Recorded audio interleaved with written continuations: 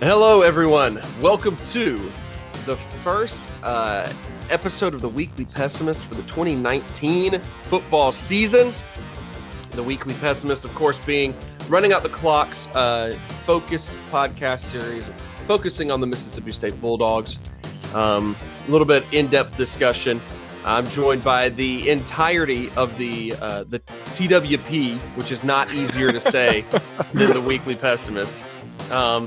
But the entirety of our crew here, Ro Hunter and Gray Barnes. Ro, how are you? Well, sir. Good. Gray, how about you? Doing great after a day of slinging chicken. Ready to talk football. All right. I started my day off cooking Wagyu beef bacon. Those looked so good, man. Which was outstanding. And my day's pretty much been downhill since then. You know, just has been. Wagyu. It's hard to go up from Wagyu bacon. I know, right? Yeah, exactly. Like you start off that strong, it doesn't matter what you do after that. Like someone would have to like walk up and hand you straight cash in order for it, like anything to be actually better than that, you know? And even then it'd have to be a pretty good chunk of change, I think, personally, being a guy that just ate the bacon. That's my personal thought. The bacon. Yeah, love the bacon. All right, the Bulldogs pulled out a 38-28 victory. Got sloppy, classic early season neutral site sloppiness. I always say. I've come to just kind of not read too deeply into anything in that early season neutral site game like realm these days, because I feel like you don't actually learn anything about either team. But that in mind, I guess we do need to look a little bit at what happened and try to figure out a few things that either we felt were positives, negatives, whatever it may be. The Dogs struck first, obviously, with some good Tommy Stevens to Osiris Mitchell for that first touchdown, correct? I think that was right. That's right, yeah. Stevens to Mitchell there. Mitchell rocking the number 5 this year.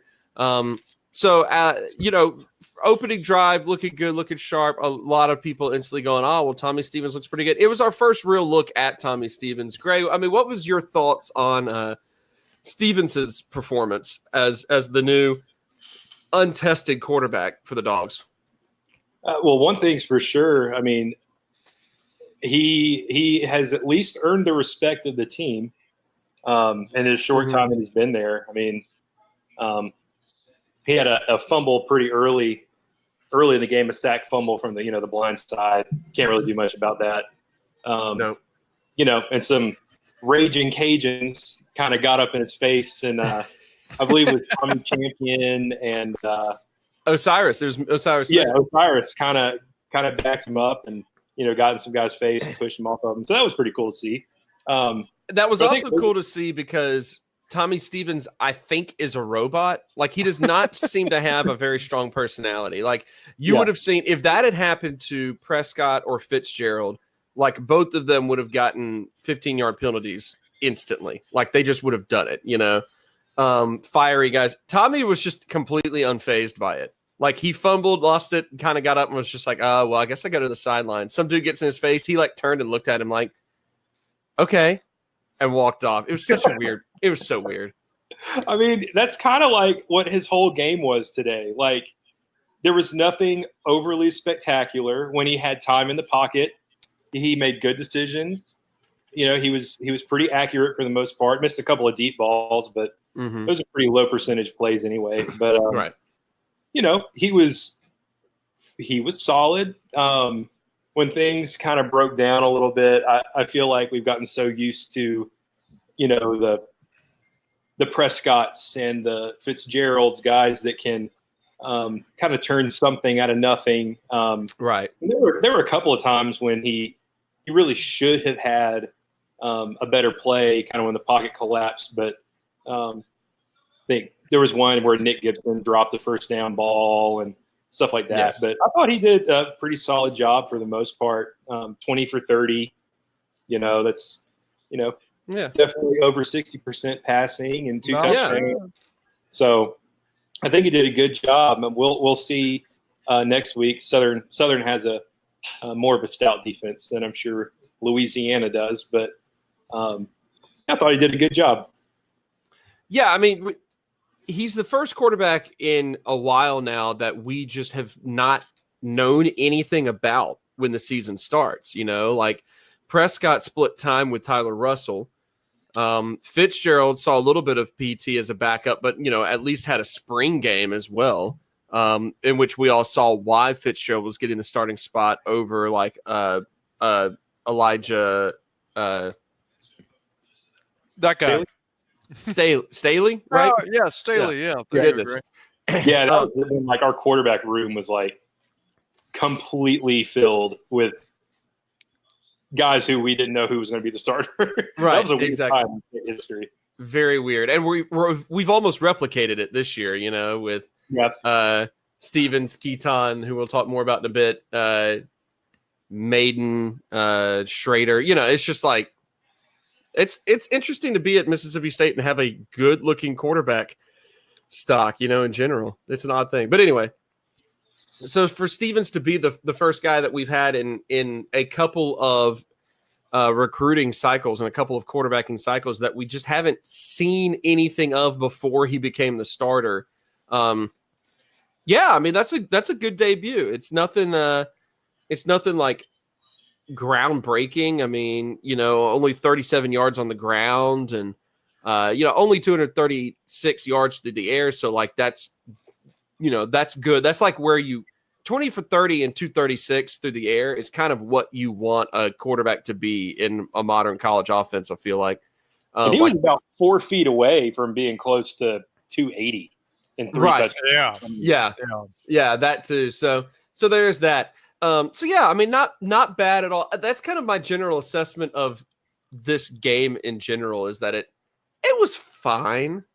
Yeah, it was fine. I mean, like, it wasn't anything in it that I'm like, oh my gosh, it was fine, I guess. So, Ro, let's talk about something that you and I have been very critical about over the past season and up until now, and that's of course the wide receiving core. One more year, a full season and a full off season of being in the Joe Moorhead vertical passing offense. The addition of guys like Isaiah Zuber, who's supposed to be a little bit more of like an underneath route running type of guy, stuff like that. All that going on. What's your take on the receiving core in this particular game and how they played? I like them. I would probably say Osiris Mitchell gets the nod for wideout number 1. I think he definitely gets that spot. But man, Austin Williams. Yeah, I mean, I'd say Austin might be in that talk, man. Yeah, that pass very much, or the catch, I mean, was amazing for him to score that touchdown. That was like, I think his stats were 3 passes for 43 yards. I mean, it also helps though too when you have Kylan Hill. I mean, you just like hand him the ball a lot. Yeah. That typically will create some separation there for the wide receivers. The one guy that I was kind of like, oh man, his name is escaping me right now. Oh gosh, let me look him up. Okay.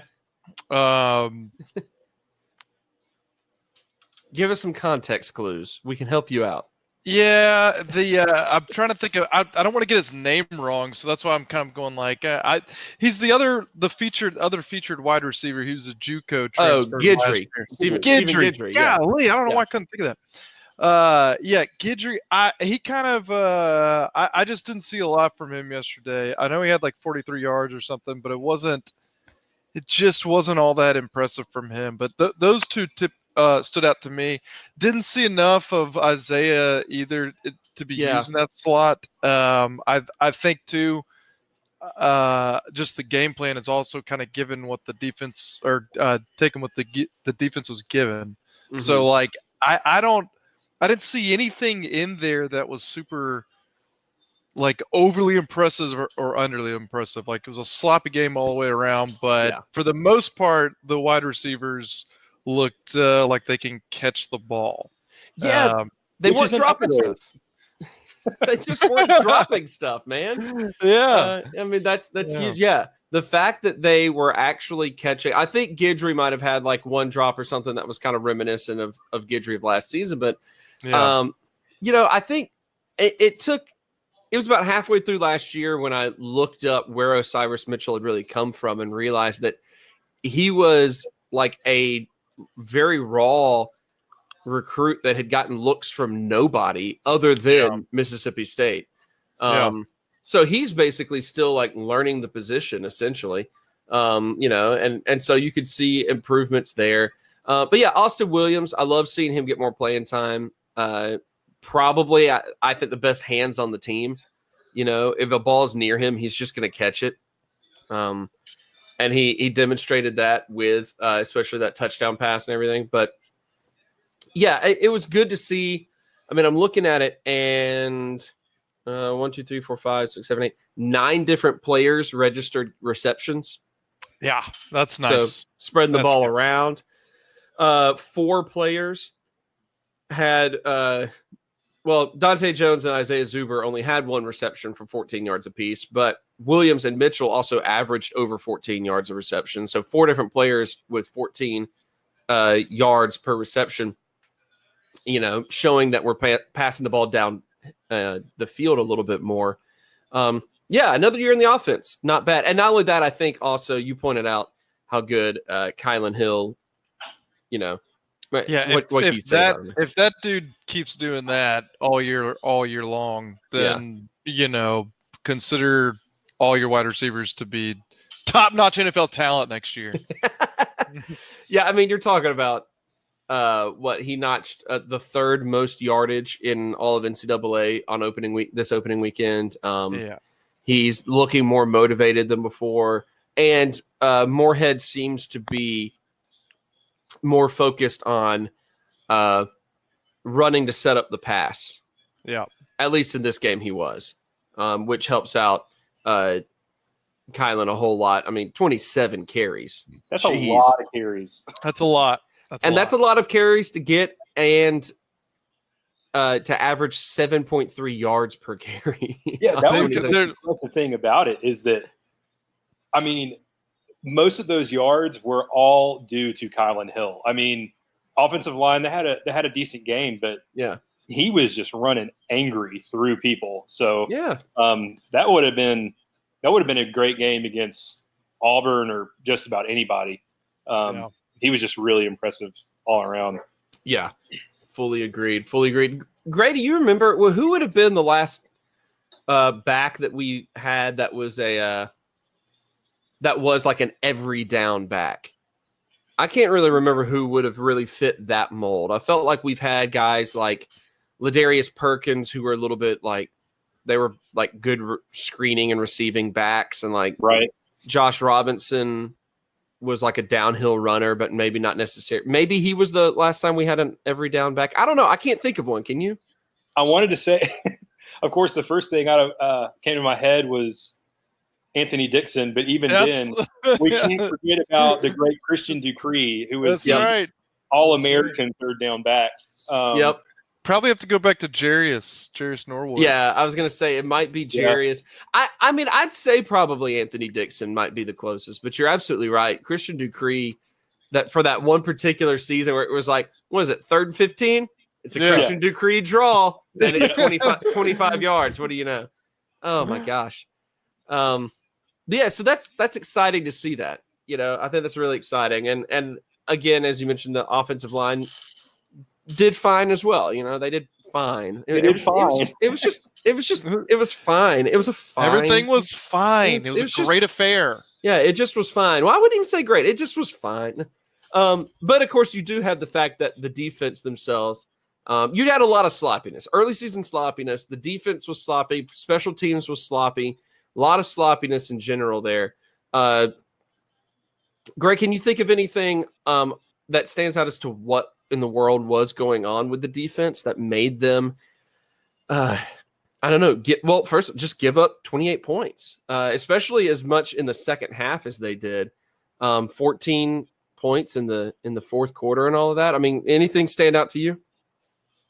I think, of course, I mean, like Tommy Stevens, not knowing what we were going to get out of the quarterback position really not having a good look until, the first game of the season.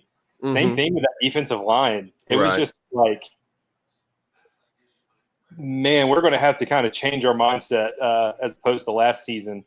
There's going to be some growing pains, I believe, on the defensive line. But at the same time, man, even at the linebacker level, we just were not tackling well. Gosh. We weren't Yeah. running to the ball. We looked slow, just slow getting to the ball. The defensive backfield, I think they were the lone bright spot. I think Mhm. Chancellor Tyler Williams had a really good game.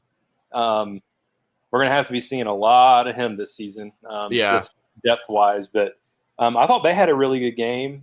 Safeties were fine. Nothing really, Just fine. They're nothing fine.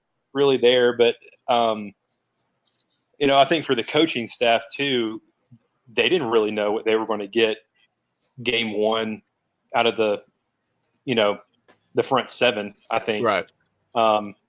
Especially with some veterans that are not going to be able to play for the majority of the season, and having to play guys like Crumedy and Fabian Lovett, guys who haven't seen the field a whole lot.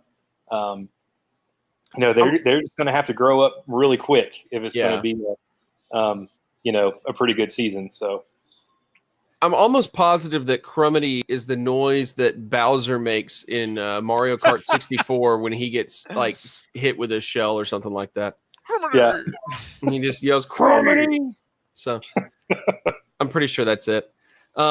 It's interesting. I don't know how closely people keep track of defensive like tackling stats in college. I know it's something that like NFL statisticians do a better job at, but also because there's less teams. But if you look at the defensive stats on the team, it was a whole lot of solo tackles and not really any like assisted tackles listed just basically anywhere. And I've wondered about whether that's part of it. Like we were not as a unit moving together on the defense as well. And so you had to have Errol Thompson. I'm looking at here. Thompson, Jaquarius Landrews, who, Gray, I know you and I both love Landrews. Those two guys really having to hold it down in the solo tackle department. But Rove, we get it to that defensive line again. The fact that we weren't really seeing as much of a pass rush when we did see a pass rush. And I get that Louisiana's quarterback, that dude, he could change direction in a heartbeat. He was a quick guy. Yeah. But the pass rush would get into the backfield, and I think one of the things we got spoiled with Simmons and Sweat is how sure they were at tackling in the backfield. Yeah. Like people just didn't escape them. When you look at the pass rush and how they were against Louisiana, does any of that like frighten you necessarily? Well, we also were without. I think we were out without Autry as well because of the suspension. So yeah, a guy who was supposed to be like Chauncey Rivers and Lee Autry, I believe, and Kobe Jones probably are supposed to be the three guys that were like expected to take the reins on the defensive line, and Autry being gone really hurts. It really does, and it messes with probably messes with the rotation as well. I know that's a big deal up front with the big guys, but I think we were also just really spoiled last year. Like I think it was like you just pointed out, like it, when you get two guys that are taken in like the top 10, like or close to it, it's gonna leave a hole there that's gonna be pretty tough to fill. So we'll just see how it goes. I don't know how much to make of these types of games. Like, you know what I mean? On both sides of the ball, like it's hard to get. I know it's the first game, but they're in New Orleans. It's a weird place to play in the Superdome. I mean, are they that focused on the game? Probably not. There's probably a ton of other stuff. It's like a preseason game for them. So how much do you make of it? I don't know. I just didn't see a lot of effort on the defense that you're used to seeing like last year. And so I kind of chalked that up just being in New Orleans, not playing at home, not taking it very seriously. And I hate to say it like that, but It was just so sloppy. I mean, Yeah. how else do you look at it? The one guy that stood out to me more than anybody was Tyler Williams, number 13. Right. He's the cornerback. He broke up a lot of deep balls that could have been caught. I know there was one in particular that he basically just yanked the ball out of his hand. So that's a good sign as far as our cornerbacks and safeties and everything. I think we have a pretty good secondary. Yeah, oh yeah, for sure. I mean, between Landrews and Cole in kind of those like hybrid, safety kind of linebacker roles that we like to play, and Cam Dantzler, obviously the All-American, Dantzler Island over there. Between them and as you just pointed out, and very promising out of Tyler Williams, and his ability to cover the ball, I mean, I think that's huge. The secondary definitely showed out, and will have to be. It's going to have to be a secondary reminiscent of like the Derek Pegues and Keith Fitzhugh days in the secondary, in order to keep the defense probably afloat, because we're most likely missing Willie Gay for most of the season, who was clear cut second best linebacker. Leo Lewis is just hit or miss. Errol Thompson is always going to be who he is, but I mean, beyond like him, I mean, we have to rely a lot more on Landrews and Cole, so that's going to be interesting. Let's talk a little bit more about the suspension news that, of course, was handed down about a week or so ago, and yeah, no. All in all, I mean, I feel like probably got off a little bit lighter than we might have been able to do in an academic fraud type of case there. Gray, what's your take on the punishment itself? I mean, when you self-report your own problems and work with NCAA, these types of things will happen. Mm-hmm. You'll say, "Hey, are these punishments good?" NCAA review it. Yeah, it looks good. So, I mean, we obviously, 9, 10-ish players losing 8 games worth of eligibility, right, isn't the greatest thing in the world. And I believe it's 4 scholarships over 2 years, I think. Yeah. And then the the vacated games, which is just the dumbest you can give to somebody. Those games were never played, but right. It is what it is. I mean, that's in this particular instance. I mean, I believe it was like a part-time work study tutor, and some players kind of doing a little business on the side. I mean, how you prevent that, I'm not sure, but how it affects the football team, I mean, the only ones I think we know for sure right now are Willie Gay and Lee Autry, I believe. The other ones we're not 100% sure who they are, because it was something about the travel team. We don't bring all 100 whatever players that are on the roster. So rumor was that it was like freshmen or redshirt freshmen. So I don't know, but along with that, I believe the team has the school has the right to stagger the punishments, so that isn't that weird? Yeah, so the suspensions don't have to be done all at once, and then also you could play the player one game and then not play him the next week, something like that. Yeah, it's a weird administration of it. I don't know. It's not a suspension; it's a loss of eligibility. Yeah, technically. So if you lose 8 games worth of eligibility, you can Willie Gay could sit out for these first 3 games, play against Kentucky, then sit out 2 more games and play against LSU. It's bizarre. I've never really seen that before. It's very strange. But I mean, that's going to give some younger guys in these games that, even with the players that are sitting out, we're still going to be favored in, I mean, that's going to give them some valuable playing time. I mean, early in their career. So it can only help them. Will it hurt the team? That's yet to be seen. You giving up 28 points to Louisiana in the first game of the year doesn't give you a whole lot of great feelings right about the defense. But I think at least, you're going to get these young guys on the defensive line and maybe some younger players at the linebacker level. Trying to think of his name. Shoot, there was a younger guy who got some playing time last year who's going to have to kind of step up. He'll be a starter for us next year, but they'll give them some playing time. It's fine. It's fine. It's just fine. It's fine. It's fine. It's whatever. Yeah, I mean, we've got, if we're talking about Willie Gay out, I'm looking to see who we have in the linebacking core that is a returner. Obviously, you've got Leo Lewis, as we mentioned. You've got the former Colin player, Shamar Kilby-Lane, Errol Thompson, Tim Washington.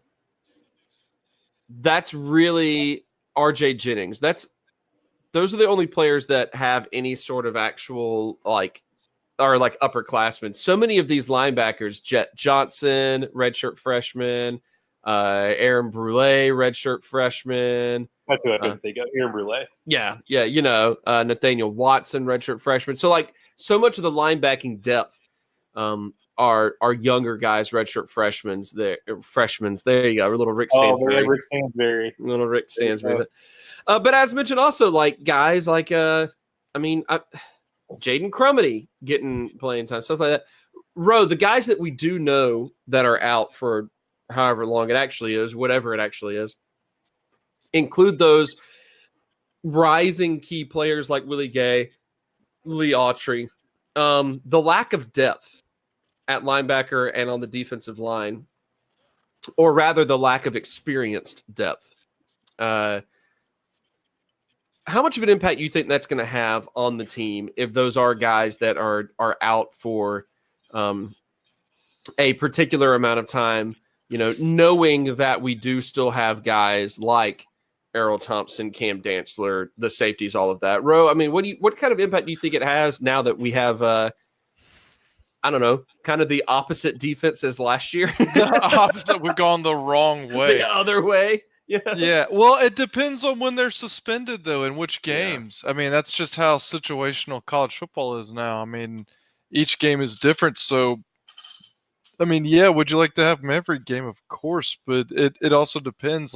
Are they going back to back and then like back to back the entire way through the season? And then what's that 8th game they come back to? Not, I guess it'll be the 9th game. Oh my God. That's so long. That's basically the whole season. So is it going to affect absolutely it's going to, like earlier, it affects the rotation. I mean, we are so thin on both of those positions. And so I've been hate to do coach speak, but somebody's going to have to step up, right. Next guy up, man. It's just how we do here. So, tackle real hard. Get out there. play some daggone football. Play some football. All right. Next question. Boom, man. But that, I mean, yeah, to answer your question, I think it does ultimately really affect. But I mean, if they come back for some crazy game that is make or break for us, I don't know. Time will tell.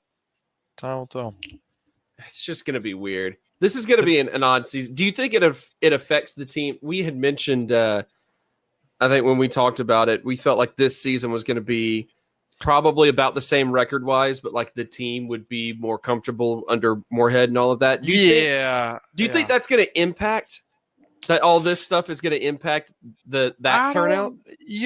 I don't know. I really don't know. I mean, this is comparing apples and oranges here, but like my wife who coaches at the college level, Mhm.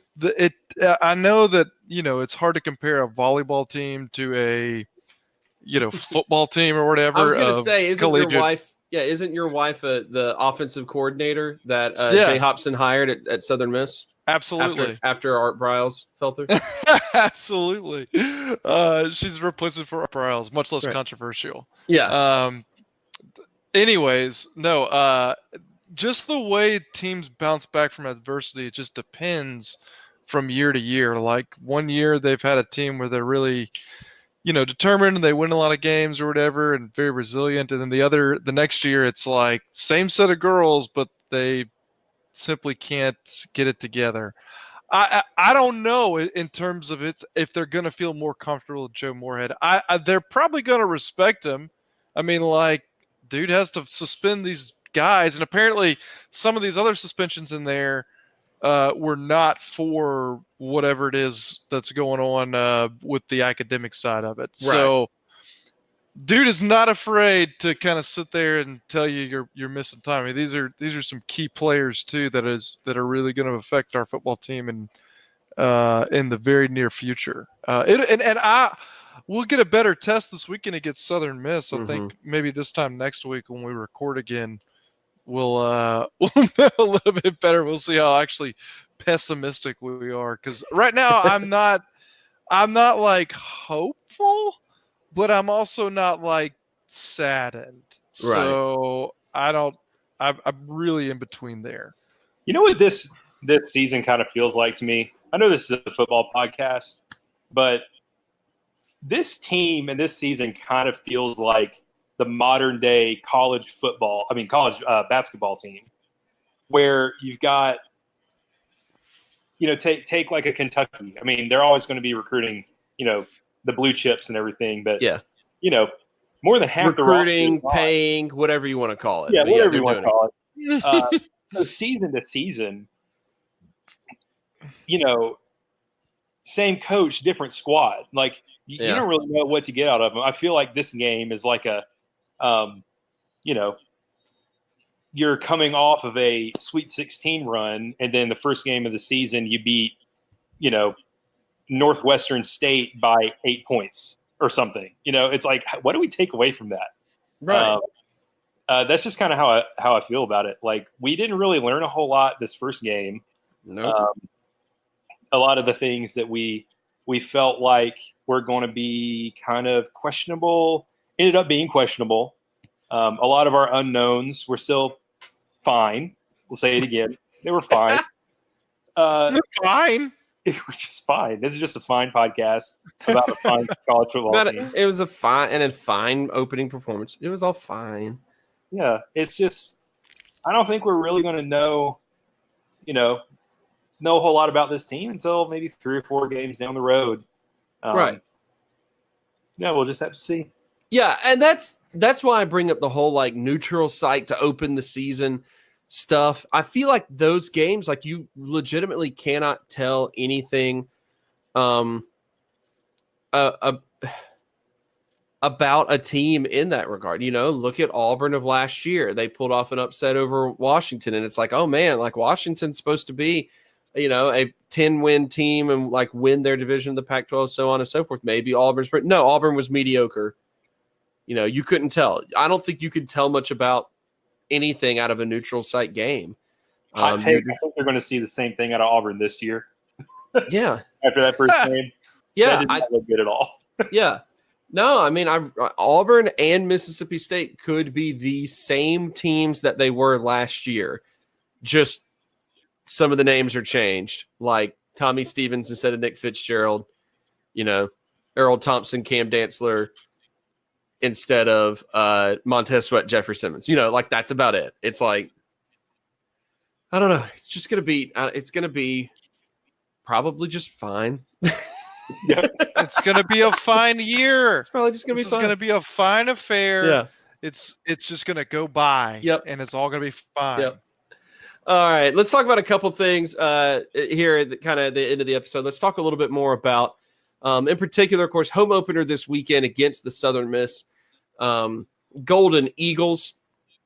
My mom's least favorite matchup, and this is a team here under Jay Hopson who last year put together a really, really solid defense. I think best in the Conference USA. I just pulled up a few stats here. They didn't allow more than 26 points in a game all year long. So they went through an entire season not allowing any more than 26 points a game in one game, not allowing 26 points more than that in one game. There we go. But like the offense still bad. So like question marks there. So going to be probably a very, very interesting matchup because Gray, as you point out, probably a more difficult opponent here. Along with that, we now have another wrinkle in the whole Keaton Thompson situation, where Keaton, after not being, not or losing the starting battle, puts his name in the mysterious transfer portal, wanders into the portal. Yeah, comes back from the portal having seen the future and decides that he's going to stay around, at least, this year, is reinstated to the roster, is re-put in on the depth chart going into this week as like a number 2 with Garrett Schrader, I think. It meant nothing, but he's back on the depth chart. So we have all of this going into it. Gray, what are your expectations about this weekend in the home opener against Southern Miss? A good defense, bad offense, and everything that we've kind of dealt with in the past week. Well, you want to cross your fingers and hope that you see improvement out of the defense as a whole. If nothing else, just more playing as a unit. Running to the ball, gang tackling, that kind of thing. Whether or not we get much push out of the defensive line and pass rush, that might just be the case this season, having to replace, like we've said, those just beasts of D linemen. But at the very least, against a pretty subpar offense, you just hope to see, just a little bit more effort, a little bit more juice. And playing at home, I think just by default, you're going to get more of that. Playing it, being a fan at home. I mean, goodness, when I go to games, I'm juiced and I'm in the stands. I know, right?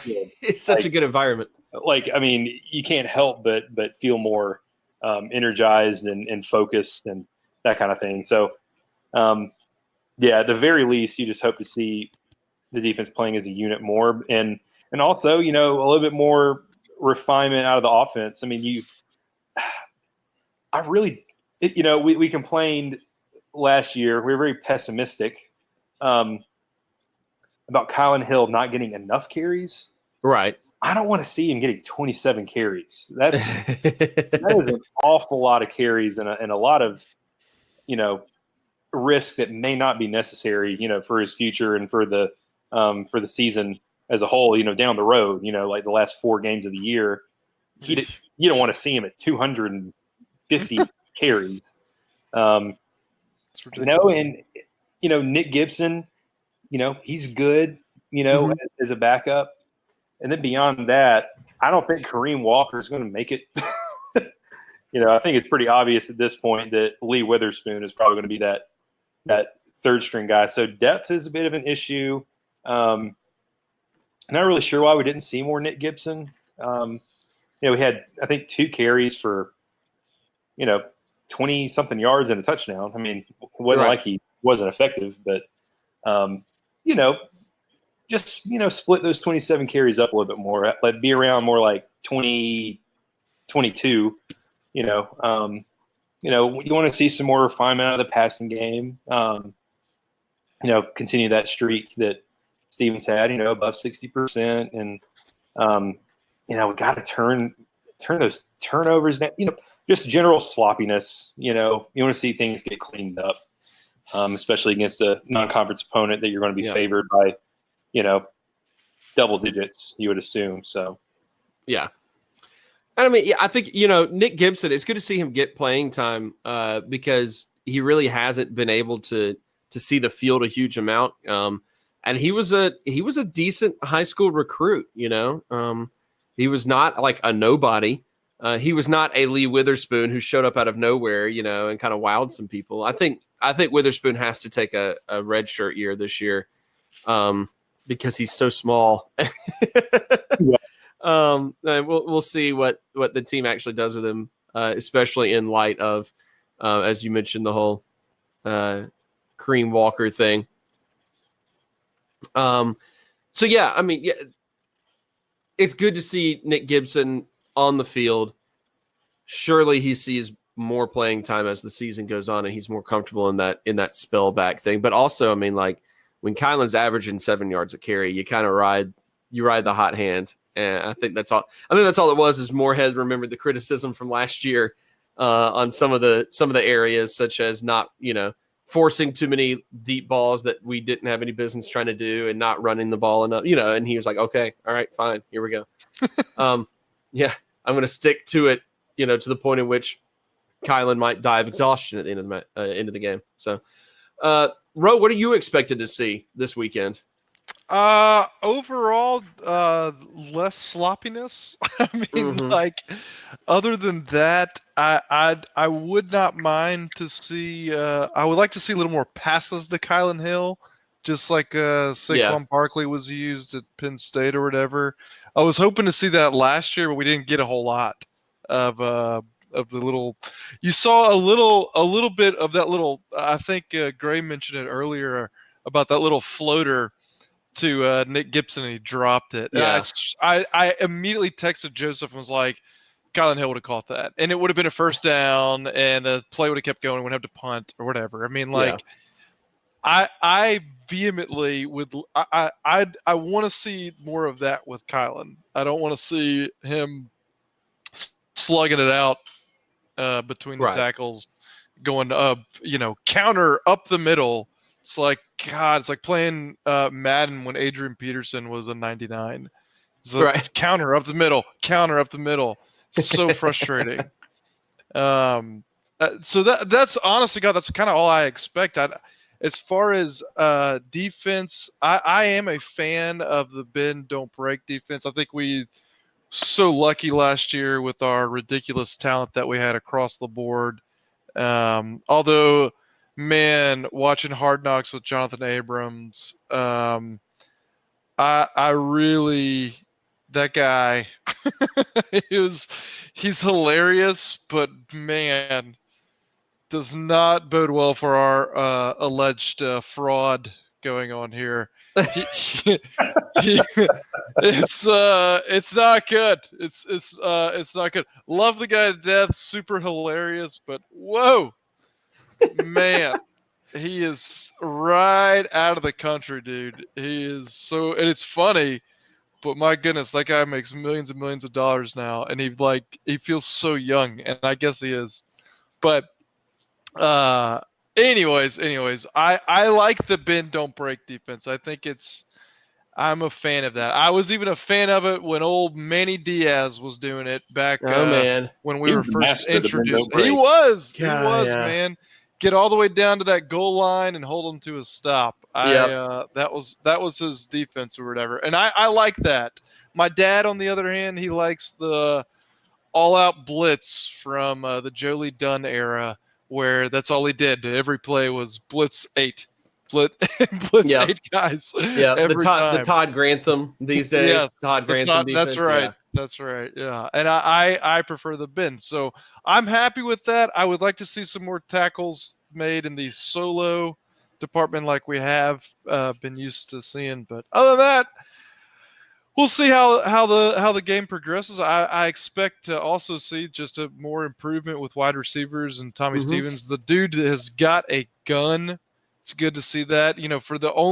So Nick definitely had a gun, but he was not as accurate as I think we all would have liked for him to be. Part of that, the wide receivers. Yeah. But I will say it looks from the stands that Tommy Stevens has a great arm. So, Yeah, he's definitely got more touch in those intermediate routes than Nick ever did. That was the whole thing with Fitz, was how he was actually significantly more accurate on the deep ball than he was on intermediate and short routes. Maybe like with Stevens, the one thing that was pretty encouraging, when he had a pocket to work with, he threw it where he needed to throw it. I mean, there was I remember there was a third down. It was like a 3rd and 5, 3rd and 4, and it was just a crispy 6-yard out to Stephen Guidry for a first down. I don't know if we would have saw that last year. Like it's clear that he knows he's familiar with the offense. So that is an encouraging sign. Don't want to be super pessimistic about everything, but that was a good sign for sure. Yeah, and of course, I mean the fact that I feel like sometimes we forget and lost in the whole Nick Fitzgerald was like a 2-star recruit, and no one knew about him, all that. We also kind of forget that. I mean, I'm pretty sure Fitzgerald only played 1 season in high school at quarterback. Like he was a wide receiver for at least a few years in high school. And of course his high school ran like a wing T option offense. It's all that. Like, it's amazing to me. I mean, that Fitz did what he did. I mean, considering he really was learning how to be a quarterback the entire time he was at Mississippi State. And so now we see the difference in Stevens, a guy that has played quarterback for longer, who's now in here and, has a little bit more of the touch on the passes, can put it in some more, some tighter spaces and all of that. At the same time, there were some moments in which a play kind of collapsed and he looked exactly like Fitzgerald from last year of like, where do I go? Oh, the offensive line has imploded. Oh, well, guess I die here. Every now and then there are some moments. It's like, well, he's not, maybe the decision-making still has to come too, but whatever, it's fine. It's fine. It's fine. going to be a fine season. It's going to be a fine season.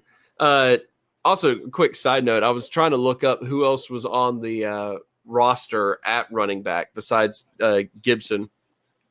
And, I mean, there's really not. There's like a couple of walk-ons, Robert Rivers, Connor Hegan. But then there's also Alec Murphy, who was a running back prospect out of Missouri, came here, and then actually switched to linebacker and played. It was technically a linebacker, played special teams, bulked up to like 230 pounds, and then this year has been moved back to running back.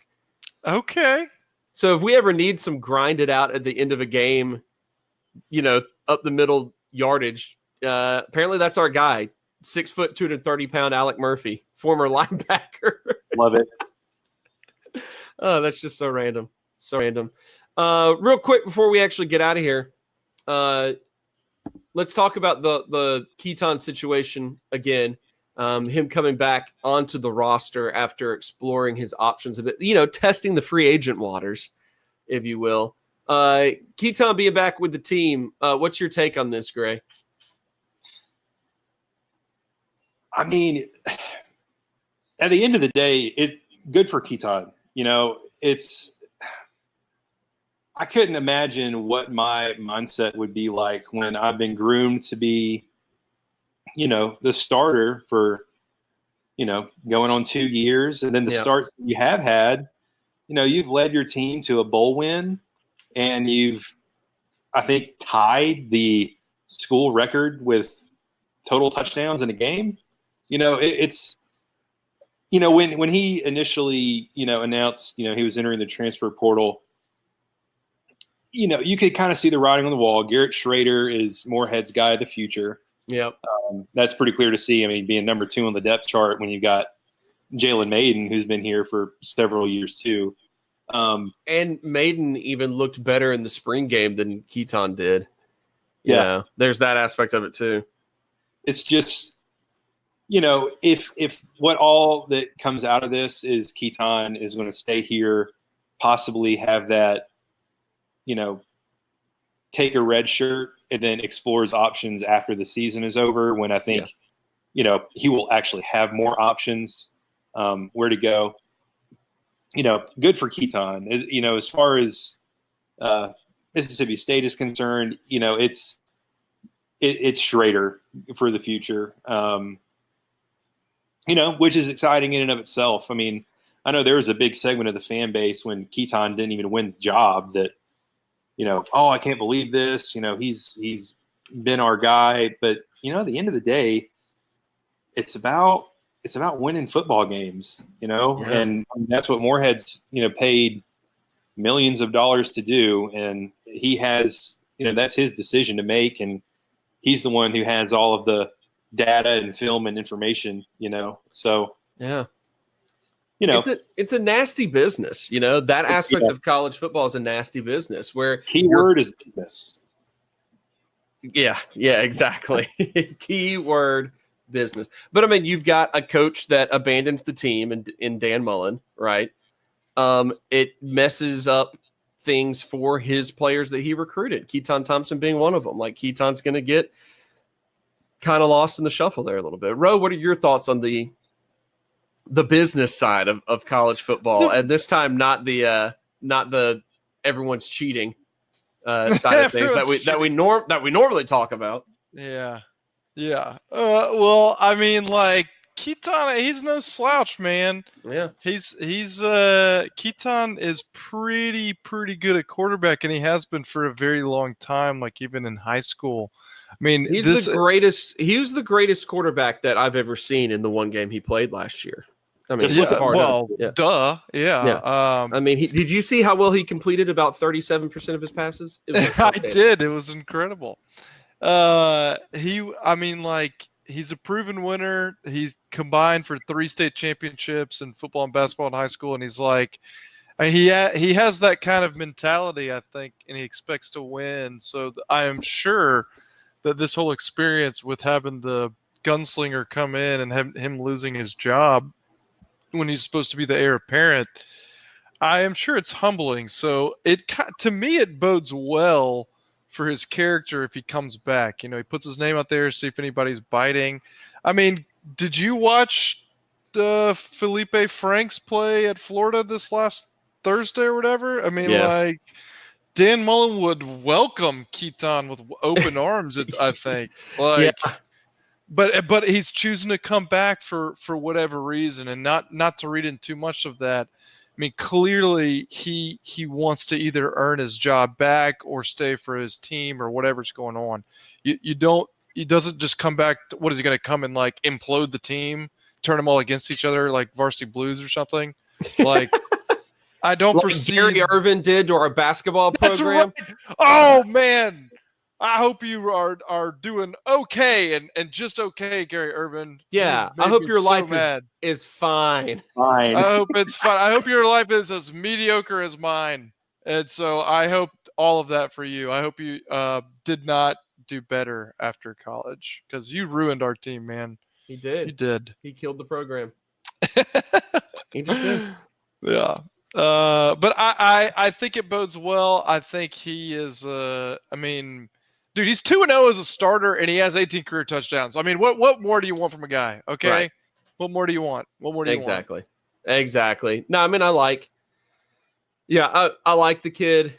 He was a good recruit coming in. He was one of our, if you pay attention to ratings, which I don't, but he had done enough in high school where he was the one of the highest quarterbacking recruits that we had ever gotten, that sort of thing. So whatever he does, I hope it works out well for him. Old Keaton, not Gary Irvin. Want to make that clear. We'll make that very clear. And as we wrap up the episode, I did forget a player I wanted to give a shout out to, and I need to do that right now. But I was really excited to see Malik Deer on the field again. I was really excited to see Malik Deer on the field, returning kicks and punts and doing some other stuff. A guy who was a do-it-all offensive player in high school and could easily be a spell running back any moment that the team needs him to be a spell running back. So I hope we take advantage of a healthy Malik Deer this season. in his final year with the team and everything. So I love it. Good to see him back. Gentlemen, I think that's going to do it here for old Weekly Pessimist, week 1 of pessimism here Yes, on Ye Old Podcast. Thank you, everyone, for tuning in. We try to do a few team-specific podcasts, despite what Chandler said on his on the main podcast this past week, where he was just kind of like, "Nah, I don't want to do it this year. I don't want to do it." He's not into it, man. He's not into it. That cracked me up. I was not expecting that response. I really was That not. was so funny. Yeah, I'm sure. Yeah, all right. I think the 3 of us are just also going to do an Ole Miss podcast. Absolutely. And we'll call it a Weekly Pessimist. Yeah. People will be so confused. It's going to be amazing. It's all the same. We're all doing. I love it. Anyway, so we'll be doing, of course, more team-specific episodes, team-specific series as the season goes on. But this will wrap it up for Weekly Pessimist Week 1. Gray Rowe, thank you very much for coming along with me on this awful journey. The journey's fine. Yeah. The journey's fine. This podcast was fine. The team played fine. It's all fine, man. It's all fine. And you, listener, you're probably fine. So we'll see you next time on what is turning out to be a fine podcast. Have a fine day, everybody. Well, that was fun. We did fine.